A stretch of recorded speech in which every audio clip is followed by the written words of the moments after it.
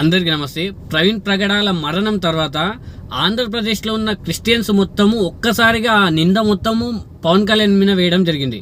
ఎందుకని చెప్తే పవన్ కళ్యాణ్ హిందూ స్పీచ్లు చాలా భయంకరంగా ఇచ్చిండు. అదేవిధంగా మనము భారతదేశంలో చూసుకుంటే ఈ సంవత్సర కాలంలో పవన్ కళ్యాణ్ అంతా హిందూ స్పీచ్లు ఎవరు కూడా ఇవ్వలేదు. యోగి ఇవ్వలేదు, తెలంగాణలో రాజాసింగ్ ఇవ్వలేదు, మోదీ ఇవ్వలేదు, అమిత్ షా కూడా ఇవ్వలేదు. అంత ఎక్కువగా పవన్ కళ్యాణ్ హిందుత్వం కోసము స్పీచ్లు ఇవ్వడం జరిగింది.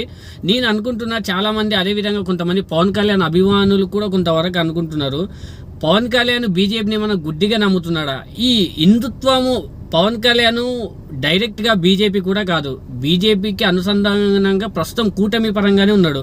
భవిష్యత్తులో ఇప్పుడు కొన్ని రోజులు టీడీపీ బీజేపీకి ఏ విధంగా దూరంగా ఉందో అదే విధంగా కూడా భవిష్యత్తులో చెప్పొచ్చు జనసేన కూడా బీజేపీకి దూరంగా ఉండొచ్చు.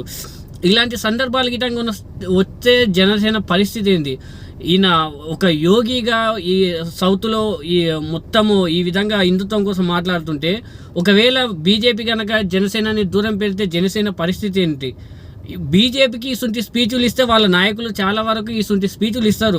బండి సంజయ్ గారన్నా, అదేవిధంగా రాజసింగ్ అయినా, అమిత్ షా అయినా, యోగి అయినా ఎవరైనా ఇసుంటి స్పీచులు ఇస్తారు. ఎందుకని చెప్తే ఆ పార్టీకి హిందుత్వంకు సంబంధించి చాలా లింక్స్ ఉంటాయి.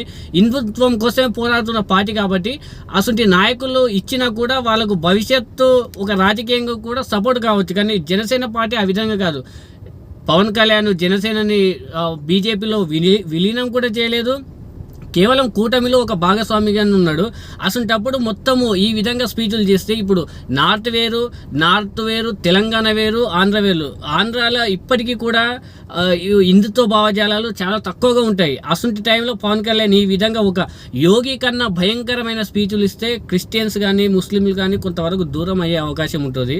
ఇప్పుడు చూడండి, ప్రవీణ్ ప్రగడాల మరణం తర్వాత ఆ నింద మొత్తము పవన్ కళ్యాణ్ స్పీచ్ల వల్లనే కొంతమంది అభిమానులు, పవన్ కళ్యాణ్ అభిమానులు ఈ విధంగా చేసిండ్రని కొంతమంది క్రిస్టియన్ అంటున్నారు.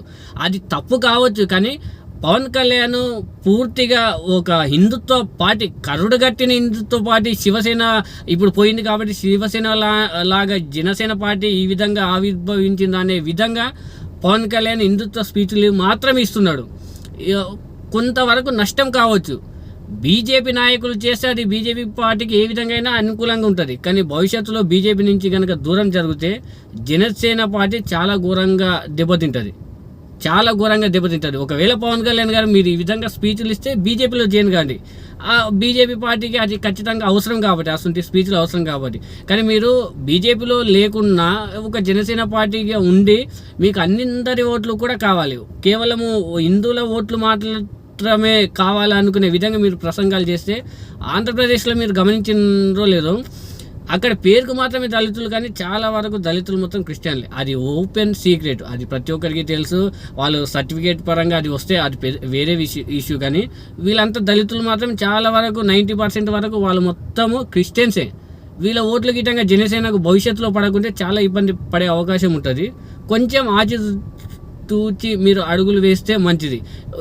ఇలాంటి హత్యలు భవిష్యత్తులో రాజకీయ హత్యలు కూడా చాలా జరగవచ్చు. దీనికి మొత్తము పవన్ కళ్యాణ్ జనసేనకే ముడి పెడితే మీరు చాలా దిగజారిపోతారు, గుర్తుపెట్టుకోండి.